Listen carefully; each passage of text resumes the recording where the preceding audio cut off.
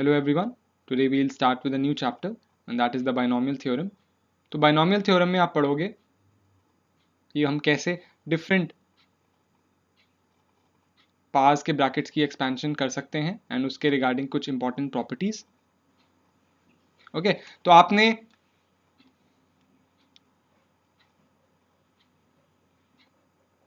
ये simple formula with that is a plus B whole square पढ़ा हुआ है, which comes across as a square plus 2ab plus b square.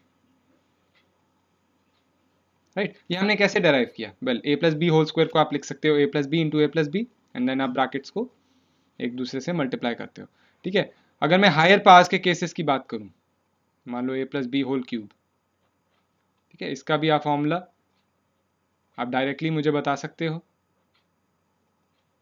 A cube plus B cube plus 3ab into A plus b. Right, अच्छा, अगर मैं बात करना चाहूं इससे भी higher power a plus B to the whole power 4 की, तो in that particular case you might not be remembering the exact formula. आपको डिराइव करना पड़ेगा इस पर्टिकुलर केस में.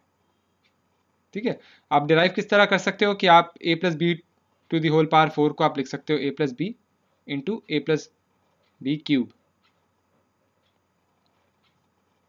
ठीक है, and then a plus B whole cube की जगह आप इसका फॉर्मूला सब्स्टिट्यूट कर सकते हो एंड देन उसे a प्लस बी से मल्टीप्लाई कर सकते हो इस पर्टिकुलर ब्रैकेट को.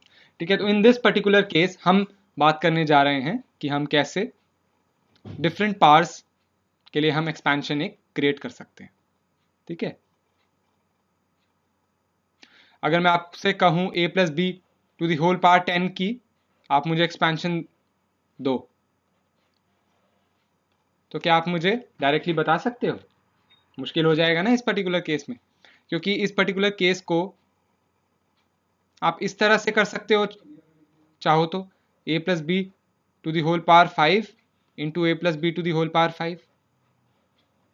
ठीक है, और अगर a plus B to the whole power 5 की आपको एक्सपेंशन पता है तो आप इन दोनों ब्रैकेट्स को मल्टीप्लाई कर सकते हो. बट इससे भी अगर मैं हायर पावर्स की बात करूं तो डेफिनेटली आपको प्रॉब्लम फेस करनी पड़ेगी. तो हम बेसिकली यहाँ पे बायनॉमियल थ्योरम चैप्टर में बात करेंगे कि कैसे इन पर्टिकुलर एक्सपेंशन की हम एक जनरल फॉर्म फाइंड आउट कर सकें. ठीक है, that is the binomial theorem all about, जो हमें जनरल फॉर्म देता है कि हम कैसे different parts which are in terms of positive integers हम एक्सपैंड कर सकते हैं. ठीक है, तो let's move on first of all to the logic. ठीक है ना, अभी मैंने यही बात की आपसे कि ये कुछ आइडेंटिटीज हैं जो हमने पहले कर रखी हैं. Right, and a plus B to the whole power 4 को हम इस तरीके से डिराइव कर सकते हैं. ठीक है, अभी इन सारी एक्सपेंशन में हमें ये ऑब्जर्व करना है कि जो नंबर ऑफ टर्म्स हमें मिलती है जो एक्सपेंशन में, जैसे a plus B whole cube की अगर मैं बात करूं तो नंबर ऑफ टर्म्स कितनी मिली मुझे? नंबर ऑफ टर्म्स मिली मुझे 4, है ना. तो 4 is just one more than the power which was 3. अगर मैं बात करूं इस particular identity a plus B whole square equals a square plus 2ab plus b square, तो the number of terms in the expansion is 3 is one more than the power which is 2, है ना. तो again हमें the number of terms in the expansion कितनी मिली? एक ज्यादा जो पावर से. राइट, तो इसका ये मतलब है कि हमेशा जब भी आप एक ऐसे ब्रैकेट को एक्सपैंड करोगे जिसकी पावर एक पॉजिटिव इंटीजर है, तो आपको जो नंबर ऑफ टर्म्स मिलेंगी वो वन मोर देन होगी उस कॉरेस्पॉन्डिंग पावर से. ठीक है, तो ये पर्टिकुलर फैक्ट आपको ध्यान रखना है. इस पे काफी सारे क्वेश्चंस एग्जाम में आते हैं, मतलब 1 मार्क के आ जाते हैं. Powers of the first quantity A go on decreasing by 1 whereas the powers of the second quantity B increase by 1 in the successive terms. तो ये तो ऑब्वियस ही है ना. देखो, a plus B whole cube की अगर हम बात कर रहे हैं तो सबसे पहली जो टर्म है a क्यूब, उसमें a की पावर कितनी है? 3 है. ठीक है, नेक्स्ट टर्म में a की पावर 1 कम हो गई, b की पावर 1 बढ़ गई. पहली वाली टर्म में b की पावर 0 थी, अब b की पावर 1 हो गई. थर्ड टर्म में a की पावर 1 और कम हो गई, b की पावर और 1 बढ़ गई, एंड फोर्थ में एग्जैक्टली रिवर्स हो गया। सो बेसिकली ये चीज का भी आपको ध्यान रखना है कि जब भी आप एक्सपैंड कर रहे हो, ठीक है, तो आपको एक सिमेट्रिक एक एक्सपेंशन मिलेगी। जैसे यहाँ पे ए क्यूब है तो बी क्यूब मिलेगा उसके लिए आपको, ठीक है। अगर ए स्क्वायर बी है तो ए बी स्क्वायर मिलेगा, ठीक है। एंड जो उसका कोफिशिएंट अटैच्ड है वो भी सेम ही रहेगा। तो हमें देखने को मिलता है कि जो एक्सपेंशन हमें है वो सिमेट्रिक है, ठीक है। अब अगर बात करें थर्ड वाले पार्ट की, in each term of the expansion the sum of the indices of A and B is the same and is equal to the index of A plus B. Okay, तो अब यहाँ पे जो ए और B के indices का जो sum है that is equal to the index of A plus b, ठीक है ना। यहां पे आप देखोगे तो ए क्यूब, ये एक्चुअली ए क्यूब टर्म नहीं है, ये a cube into b to the power 0 की टर्म है, ठीक है ना। तो जो सम है पार्स का दैट इज 3 प्लस 0, वो कितने के इक्वल है,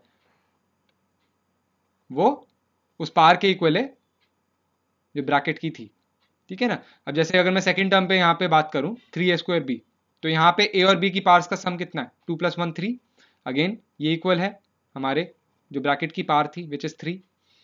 थर्ड टर्म की बात करूं अगेन ए और बी की पार्स का सम कितना है 1 प्लस 2 3, जो हमारी पार्स का ब्रैकेट की पार थी। तो आपको हमेशा देखने को मिलेगा कि जो भी टर्म्स आपकी एक्सपेंशन में आती हैं उन पर्टिकुलर टर्म्स में, तो इस तरीके से हम ये आइडेंटिफाई कर सकते हैं कि हमारे जो सारे टर्म्स हैं उसमें जो पार रहेगी ए और बी की उनके सम की वो ब्रैकेट के पार के इक्वल होगी। तो आगे बढ़ते हैं।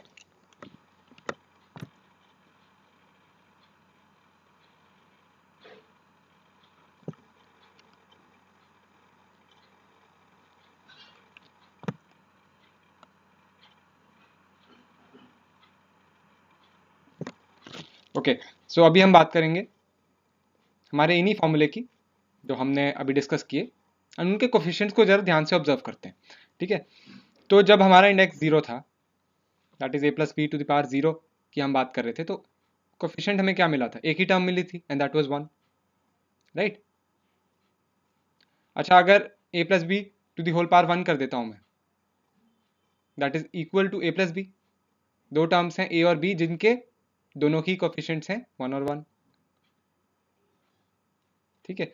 अगर पार है 2 तो कोफिशिएंट्स हमें क्या मिले थे 1 2 और 1, ठीक है। 1 ए स्क्वायर का कोफिशिएंट है, 2 है कोफिशिएंट ए बी का एंड 1 है बी स्क्वायर का कोफिशिएंट।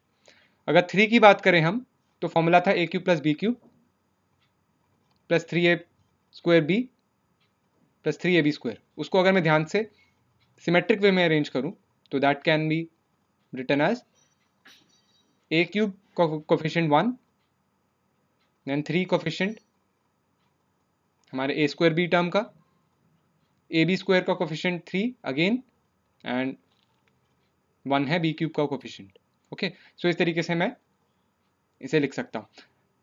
अब ये किस तरीके का पैटर्न मुझे मिल रहा है, एक ट्राइंगल सा बन रहा है ना यहाँ पे, एंड ट्राइंगल ही नहीं बन रहा है, यहाँ पे एक बहुत ही इंटरेस्टिंग पैटर्न आपको देखने को मिलेगा कि ये जो कोफिशिएंट अगर मुझे यहाँ पे 3 मिल रहा है ए स्क्वायर बी टर्म का, तो ये जस्ट उससे ऊपर वाले दो टर्म्स का सम है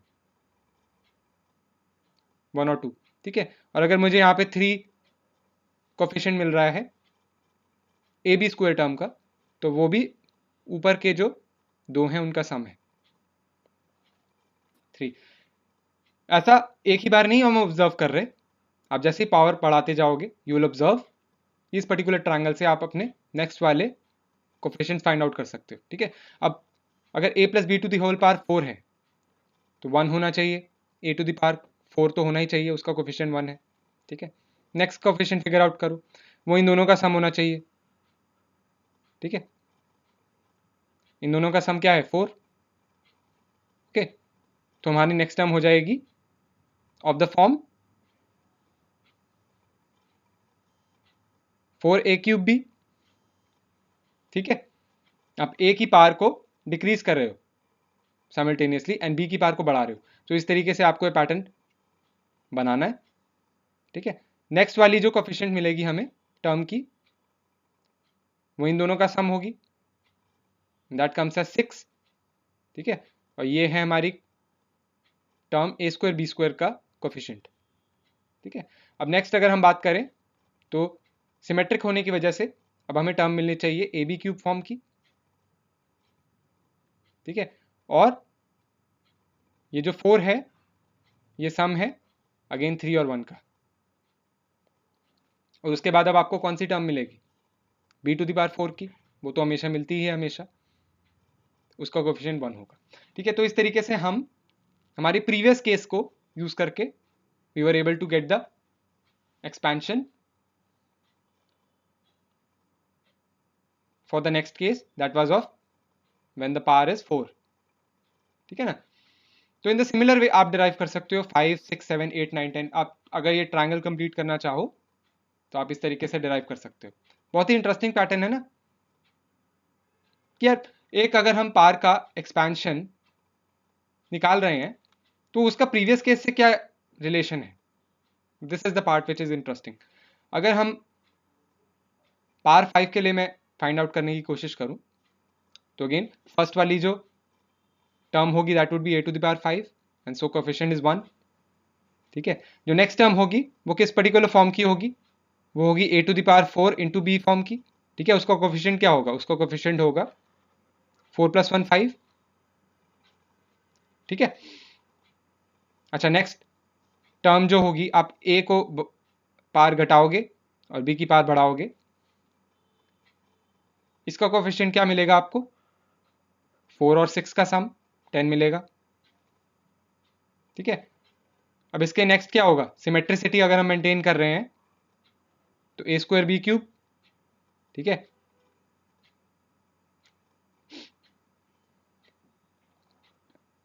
इसका भी जो कोएफिशिएंट है आपको मिलेगा 6 + 4 10, ठीक है। नेक्स्ट जो टर्म आपको मिलेगी that is a b to the whole power 4 and इसका कोएफिशिएंट होगा the sum of 4 and 1 which is 5 and finally आपको जो लास्ट टर्म मिलेगी that would be b to the power 5 जिसका कोएफिशिएंट होगा 1, ठीक है। तो इस तरीके से हम प्रीवियस केस को यूज करके हमारे a + b to the whole power 5 का भी एक्सपेंशन हमने निकाल लिया, ठीक है। ये इन सारी टर्म्स का सम है जो मैंने भी आपके सामने लिखी है, ठीक है। उनके कोएफिशिएंट्स भी हम फाइंड आउट कर सके, ठीक है। तो मेनली तो कोएफिशिएंट फाइंड आउट करना ही हमारा मेन ऑब्जेक्टिव रहता है ना, क्योंकि बाकी तो हमें इजीली पता ही है कि एक टर्म आप घटाते जाओ ए की, बी की बढ़ाते जाओ, इस तरीके से जब आप के पास एक सिमेट्रिक एक्सपेंशन आ जाएगा तो वो आपका आंसर होगा, ठीक है। तो इस तरीके से हम इस ट्रायंगल को यूज करके नेक्स्ट हमारे केसेस के लिए एक्सपेंशन फिगर आउट कर सकते हैं। इंटरेस्टिंगली हमारे प्रीवियस केसेस से जो हमें हेल्प मिलती है इसकी वजह से ये ट्रायंगल बहुत ही इंपॉर्टेंट माना जाता है एंड इस ट्रायंगल को हम कहते हैं पास्कल्स ट्रायंगल, ठीक है। पास्कल्स ट्रायंगल आपकी बुक में भी नाम मेंशन्ड है। वैसे तो ये पर्टिकुलर ट्रायंगल काफ़ी इंपॉर्टेंट माना जाता है बट इसका यूज़ हम ज़्यादा नहीं करते हैं क्योंकि आपको प्रीवियस केसेस के लिए भी तो ट्रायंगल कंस्ट्रक्ट करना ही पड़ेगा ना, हर बार तो आपके पास इतना टाइम नहीं होगा कि आप प्रीवियस केस का भी ट्रायंगल कंस्ट्रक्ट करो। तो इसलिए हम इसको एज अ इंटरेस्टिंग फैक्ट के तरफ से देखते हैं बट इसका यूज़ ज़्यादा नहीं करते। हम यूज़ क्या करते हैं, हम यूज़ करते हैं बाइनोमियल थ्योरम को जो इसकी जगह लेता है, ठीक है। Binomial theorem is the thing जो इस पर्टिकुलर चैप्टर का भी मोटिव है एंड किसी भी पार के लिए आपको एक्सपेंशन बता देगा without having to refer to the previous cases, ठीक है। तो हमने जब कहा था कि एक जनरल फॉर्म हमें फाइंड आउट करनी है किसी भी एक्सपेंशन की, चाहे पार कुछ भी हो, 100 हो, 1000 हो, कुछ भी हो, आपको एक जनरल फॉर्म फिगर आउट करनी है, ठीक है ना। अब जनरल फॉर्म फिगर आउट करने के लिए हमें वापस जाना पड़ेगा हमारे कॉम्बिनेशंस के बारे में, ठीक है। कॉम्बिनेशंस हमने प्रीवियस चैप्टर में पढ़े थे, उसका फॉर्मूला भी अच्छे से पढ़ा था हमने, n factorial divided by r factorial into n - r factorial.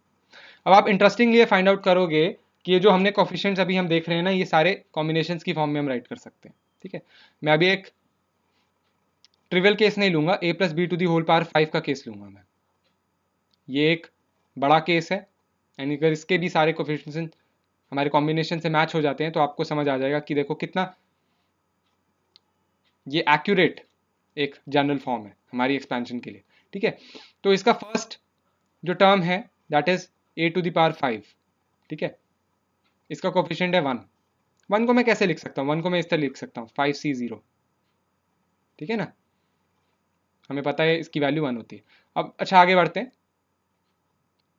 Next term हमें मिलती है a to the power 4 into b. इसका कोफिशिएंट अभी हमने देखा 5 है। ठीक है, अच्छा 5 किसके इक्वल होता है? 5 इक्वल होता है 5c1 के।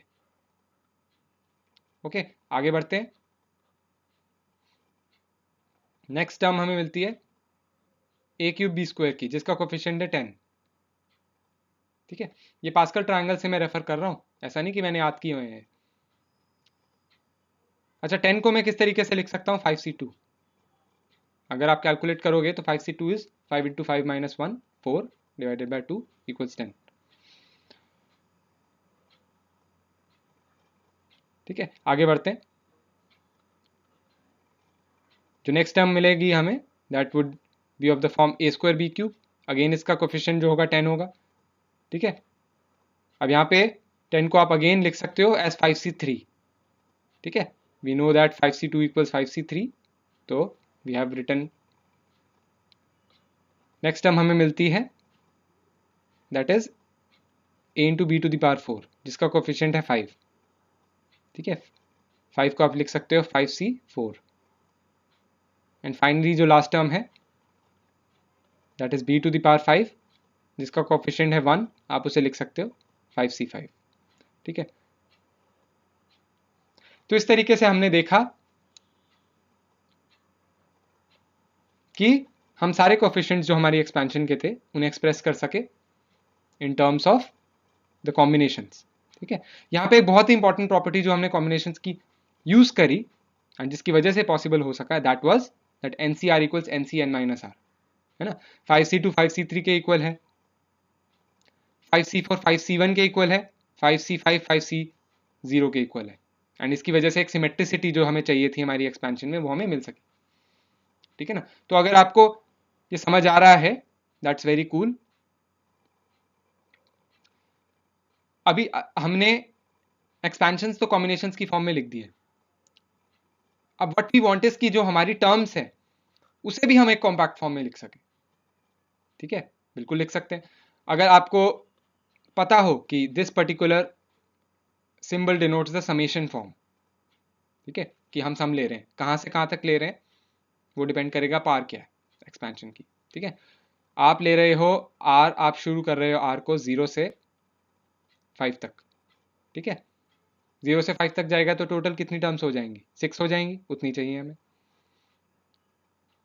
तो हमारी टर्म्स किस फॉर्म की? हमारी टर्म्स हमें इस तरीके की मिल रही हैं 5cr into a to the power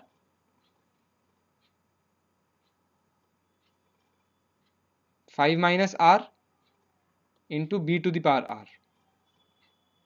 ठीक है, अब देखो कितने सिंपल फॉर्म में, शॉर्ट है ना, बहुत कंसाइज। मैंने ये आपकी एक्सपेंशन लिख दी है 6 टर्म्स की। ठीक है, सारी एक्सपेंशन कवर हो गई इस पर्टिकुलर एक्सप्रेशन में। कैसे? अगर आप इसे एक्सपैंड करोगे तो देखोगे पहली टर्म बनती है 5c0 into a to the power 5 minus 0 into b to the power 0, जो कि है हमारी a to the power 5। R equals 1 के लिए हमें मिलता है 5c1 into a to the power 5 minus 1 which is 4 into b to the power 1। तो हमें सारी एक्सपेंशन जो है हमने लिख दी है। ठीक है, एंड इस पर्टिकुलर जनरल फॉर्म को जो हमने फाइंड आउट किया है, अगर मैं यहाँ पे 5 की जगह n लिख दूँ तो क्या होगा? तो ये होगा कि अगर पावर n है which is any positive integer like 100,000, ये एक्सपेंशन जो है सेम रहेगी। तो यानी 1000 पार के लिए भी मैं इतनी सी अगर एक्सपेंशन लिख के आता हूं ना एग्जाम में तो सही है, correct. And that is the power of the binomial theorem. I am hoping that it is pretty clear. अगर आपको कोई भी कंफ्यूजन हो तो आप रेफर कर सकते हो इस पर्टिकुलर एक्सपेंशन को, या इससे भी जो इजियर केसेस हैं आप उसको रेफर कर सकते हो. जो n इक्वल्स 2 वाला केस है या 1 वाला है या 0 वाला भी है, रेफर कर लो, कोई नहीं, कोई प्रॉब्लम नहीं है उसमें. इजी केसेस को रेफर करोगे तभी आप हाई लेवल केसेस पे जा सकोगे. ठीक है ना. तो अभी हमने जनरल फॉर्म तो डिराइव कर लिया बायनोमियल थ्योरम की. अगर मैं यहाँ पे 5 की जगह 500 लिख दूं तो भी कोई प्रॉब्लम नहीं है, ये एक्सपेंशन सेम ही रहेगी.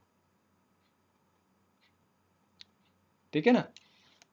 हाँ, बट फिर उसे एक्सपैंड करके मैं नहीं लिख पाऊंगा क्योंकि अब यहाँ पे 501 टर्म्स हो जाएंगी ना. लेकिन अगर सम की फॉर्म में एज अ जनरल फॉर्म में छोड़ना है तो आप बिल्कुल you are free to do. ठीक है. बट 500 जैसी पार्स हमारे को देखने को नहीं मिलती है, सो यू कैन नॉट वरी. जैसे यहाँ पे देखो पावर 7 को कंसिडर किया हुआ है कि a plus B to the whole power 7 equal 7c0 a to the power 7 plus 7c1 a to the power 6b plus 7c2 a to the power 5b2 plus 7c3 a to the power 4b3 plus इस तरीके से they have rewritten by ended it at 7c7 b to the power 7. Okay, so we are now in a position to write the expansion of a binomial to any positive integral index. ठीक है. जहां पे आपको करना क्या है, कोई भी नंबर आपने चूज किया हुआ है आप उसको n से रिप्लेस कर दो. ठीक है. अब एक जो चीज एनसीईआरटी ने नहीं यूज कर रखी है दैट इज ये पर्टिकुलर सम का जो नोटेशन है ये नहीं यूज कर रखी. ठीक है. अब ऐसे तो आपको ये कॉम्पिटिटिव एग्जामिनेशन में बहुत ज़्यादा देखने को मिलेगा, बट ऐसा हो सकता है कि आप अभी एग्जाम में अपने ना यूज़ करो इसे. तो आप क्या करोगे, आप कुछ नहीं करोगे, आप बीच में डॉट डॉट डॉट वाली जो नोटेशन होती है वो यूज़ करोगे कि हाँ यार बहुत ज़्यादा टर्म्स हैं हम नहीं लिख सकते. ठीक है. इसका यही मतलब होता है कि बहुत ज़्यादा टर्म्स हैं हम नहीं लिख सकते सारी एक साथ. ठीक है. तो अगर एक इंडेक्स n के लिए मुझे रेफर करना है तो मैं कैसे शुरू कर सकता हूँ, मैं इसे इस तरह लिख सकता हूँ nc0 a to the power n. ठीक है. आगे बढ़ो nc1 a to the power n minus 1 into b to the power 1. ठीक है. nc2 a to the power n minus 2 b square. इस तरीके से आप जाते जा रहे हो जाते जा रहे हो जाते जा रहे हो, ऐड कर रहे हो इसमें, और लास्ट की कुछ टर्म्स लिख दो अब जो कि आपको मिलेगी nc n minus 1 a to the power 1 b to the power n minus 1.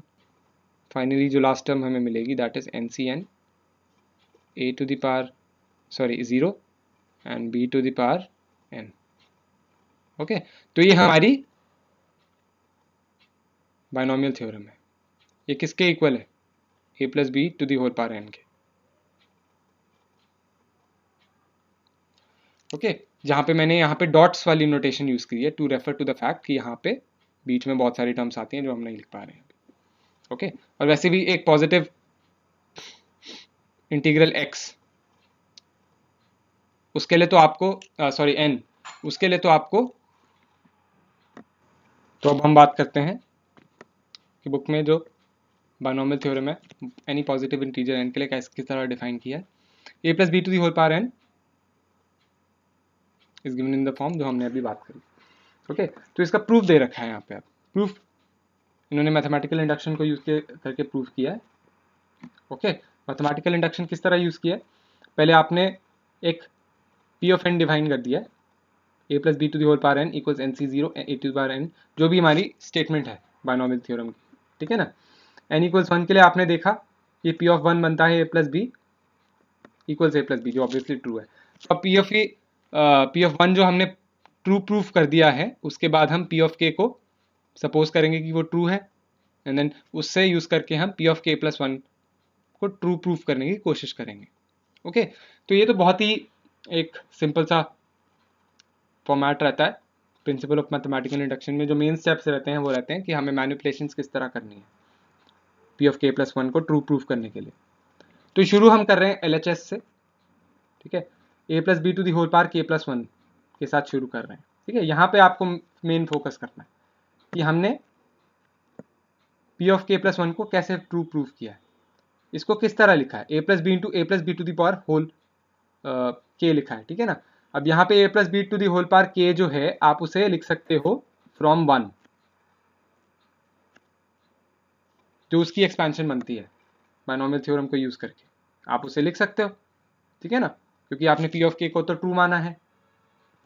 तो अब आपको करना क्या है, अब आपको ए को उन सारी टर्म्स के साथ मल्टीप्लाई कर देना है जो राइट वाला ब्रैकेट है, फिर उसमें ऐड करनी है वो टर्म्स जिसमें बी मल्टीप्लाई हो रहा है सारी टर्म्स के साथ। ठीक है ना, जब ऐसा करोगे तो वुड अपने आप ही आपको मिल जाएगा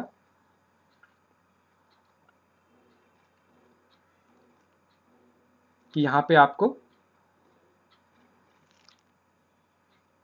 काफी सारी टर्म्स मिल जाती हैं। मेनली अब आपको यहाँ पे फोकस करना है इस पर्टिकुलर स्टेप में जहां पे हमने ग्रुप किया लाइक टर्म्स को। ठीक है, ग्रुप किस तरह किया है कि k C zero a to the power k plus one plus bracket में ले लिया k C one plus k C zero a to the power k b. Grouping इस तरीके से की है कि यार a to the power k b term जो है ना वो हमारे दो बार हमें मिल रही थी। उसका पहला कोफिशिएंट था के सी वन और यहाँ पे दूसरी बार उसे देखा हमने तो वो के सी जीरो के साथ मिल रही थी। तो यार उसके कोफिशिएंट को तो क्लब कर सकते हैं ना, अगर आपके पास 5a है और 7a अलग से लिखा है तो उनको ऐड करके 12a बनाओ ना। ठीक है ना, वही किया है यहाँ पे, के C one plus k C zero into a to the power k to the power into b किया है। फिर दूसरी टर्म्स में भी हमने इसी तरह क्लबिंग की है। आपको 2-3 टर्म्स दिखाने की जरूरत है, ऐसा नहीं है आपको हर एक टर्म दिखाने की जरूरत है। तो यहाँ पे जब आप ग्रुप करोगे ना लाइक टर्म्स को, जो कि हमारा मेन स्टेप है, उसके बाद आप फॉर्मूला यूज करना है आपको। वो फॉर्मूला ये था के सी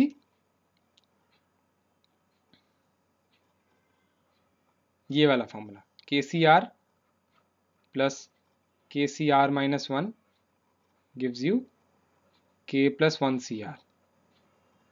ठीक है, ये फॉर्मूला यूज किया हुआ है इस पर्टिकुलर स्टेप में, और ये आपको उन पर्टिकुलर ग्रुपिंग्स में जो हमारे कोफिशिएंट्स हमें मिल रहे हैं उस पर आपको अप्लाई करना है। ठीक है, जब आप ये अप्लाई करोगे आपको के प्लस वन पावर के एक्सपेंशन आपको मिल जाएगा। ठीक है, एंड ये उसके अकॉर्डिंग ही है पी ऑफ एन जो हमारी स्टेटमेंट थी। तो हमें प्रिंसिपल ऑफ मैथमेटिकल इंडक्शन के अकॉर्डिंग हमने प्रूव कर दिया P of k plus one true है, assuming that P of k true था। तो इसलिए we can say that this binomial theorem holds for all the natural numbers n। ठीक है, यह सारे नेचुरल नंबर्स n के लिए ट्रू रहेगी। ओके, अच्छा यहाँ पे अब कुछ सिंपल से एग्जांपल्स कंसिडर करते हैं ताकि हम ये थोड़ा अप्लाई भी कर सकें। ये जो प्रूफ है ना इसका बायनॉमियल थ्योरम का, that is not asked in exams, so you can choose to just not spend a lot of time on it, but आपको पता होना चाहिए कैसे करना है। ठीक है, x plus two to the whole power 6 की एक्सपेंशन लिखने की कोशिश करते हैं।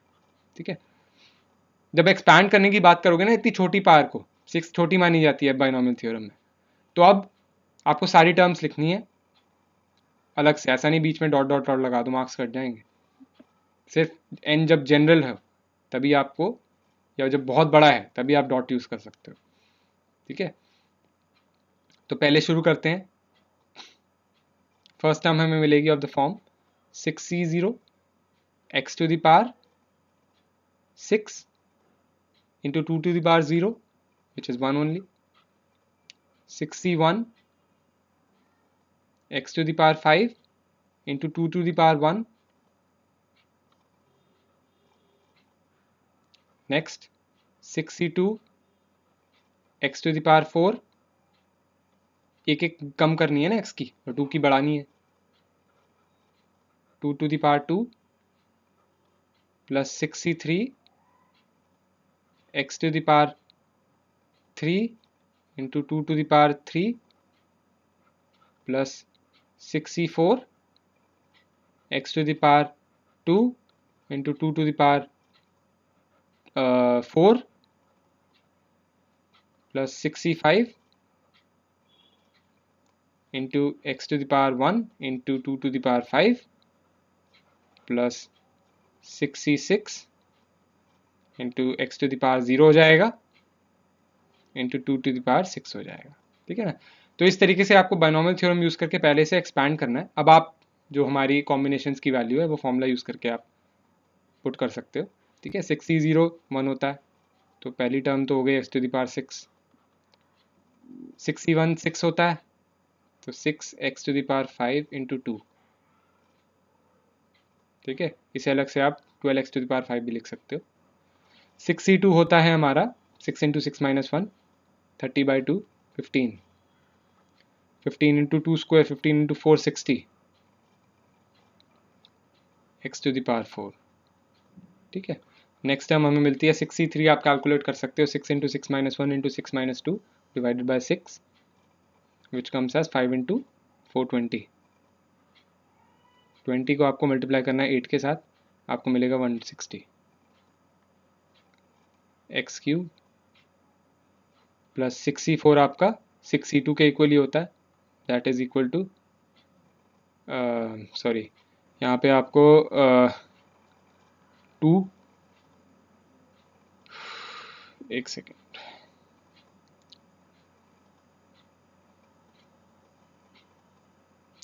15 इंटू 8 15 इंटू 16 आपको करना है, आपको मिलेगा 240 एक्स स्क्वायर। फाइनली आप लास्ट की दो टर्म्स लिख सकते हो which comes as 6 into 32 which is 192 and finally x to the power sorry x तो आएगा ही नहीं ना। ठीक है, तो 64 आपकी लास्ट टर्म होगी। तो ये आपकी टर्म्स हमें मिली 7। ठीक है, which is 1 higher than the power of the bracket. Expansion x to the power 6 plus 12x to the power 5 plus 60x to the power 4 160x cube plus 240x square plus 192x plus 64। इस तरीके से आपको expand करना है। Questions आ सकते हैं 1-2 mark के कि कैसे आप एक्सपैंड करोगे। ठीक है ना। तो यहाँ पे हम कुछ स्पेशल केसेस हमारे डिस्कस कर सकते हैं इसके अकॉर्डिंगली। हमने अभी बायनॉमियल थ्योरम की बात करी। बायनॉमियल थ्योरम में हमने a plus B to the whole power n की बात करी है, एक्सपेंशन ऑब्टेन किया। ठीक है, अच्छा मज़े की बात यह है कि मैं यहाँ पे अगर b की वैल्यू अगर मैं माइनस कर दूं, ठीक है, मान लो a प्लस बी की जगह a minus b to the whole power n है, तो आपको उसका भी फॉर्मूला मिल जाएगा। ठीक है, just substitute b as minus b in the binomial theorem formula जो हमने अभी डिराइव किया था एंड देखा था, उसमें you will be able to get the formula for this particular case also, a minus b to the whole power n वाला। ठीक है ना। तो मैं ये डिराइव नहीं करूंगा यहाँ पे, या आप खुद भी कर सकते हो। You can also refer to the formula that is given here. ठीक है ना। सो इस तरीके से इस पर्टिकुलर फॉर्मूला को यूज करके हम जब डिफरेंसेस हमें दे रखे हैं, जैसे यहाँ पे x minus 2y to the whole power 5 का एक्सपेंशन मांगे, वो भी हम डिराइव कर सकते हैं। ठीक है, नेक्स्ट क्या है यहाँ पे। हाँ, मेनली हम यही हमारा काम था। जैसे यहाँ पे फ्रैक्शन में एक टर्म आ गई है तो कोई डरने की बात नहीं है, टर्म तो वही रहेगी ना आफ्टर ऑल। क्या कर सकते हो कि पहले अगर थोड़ी कंफ्यूजन होती है तो एक्स स्क्वायर को a ले लो, 3/x को b ले लो, पहले a plus B to the whole power 4 आप एक्सपेंशन फाइंड आउट कर लो एंड देन a और b की वैल्यू ये एक्स स्क्वायर और 3/x सब्सटीट्यूट कर दो वापस, तो आपके पास एक्सपेंशन आ जाएगी।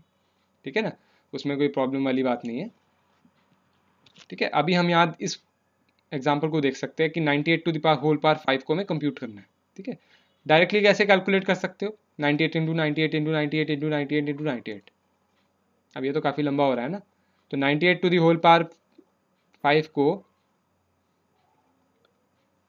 एक सेकेंड, हाँ, 98 टू दी होल पावर 5 को आप लिख सकते हो इस तरीके से 100 minus 2 to the whole power 5। ठीक है, अब इसको एक्सपैंड करो, मैं इसे डायरेक्टली एक्सपैंड कर रहा हूँ।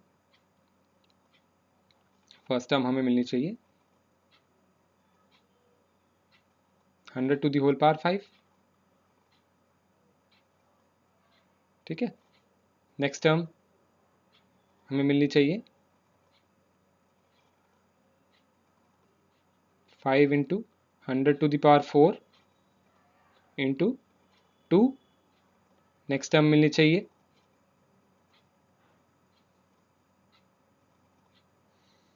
10 into 100 cube into 2 square. Next term है 10 into 100 to the whole power 4 into 2 cube plus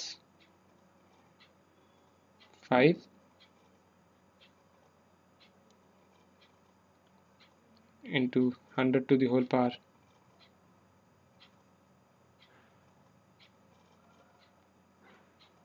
1 into 2 to the whole power 4। Finally last term हमें मिलेगी 2 टू दी पावर, ठीक है। इस तरीके से, बिकॉज यहाँ पे बीच में माइनस था तो हमें एक ऑल्टरनेटिंग फॉर्म की जनरल फॉर्म मिली जो हमने अभी पहले भी डराइव करी है। तो इस तरीके से आप अपना आंसर निकाल सकते हो, ठीक है। ये भी काफ़ी टीडियस है, इतना कुछ जल्दी नहीं हमें आंसर मिल जाएगा इससे, ठीक है। अब आपको बाकी के जो क्वेश्चन है वो ट्राई आउट करने हैं, जो एग्जाम्पल्स हैं, क्योंकि प्रैक्टिस करना भी काफ़ी इंपॉर्टेंट है। ऐसा नहीं कि मैं सारे क्वेश्चंस करा दूं आपको। अब आपको फॉर्मूला और मेन आइडिया जो है समझ आ गया है, उसे आपको अप्लाई करके डिफरेंट केसेस में आंसर फाइंड आउट करने और एक्सपेंशंस फाइंड आउट करने। तो अगर फिर भी कोई डाउट आपको आता है तो you are requested to reach out to me, ठीक है। डाउट्स कभी भी हमें अपने मन में नहीं लेने होते। So in the next lecture we'll talk about the general and the middle terms, जो बाइनोमियल थ्योरम के बहुत ही इंपॉर्टेंट components हैं। Till then, keep practicing. Thank you for joining.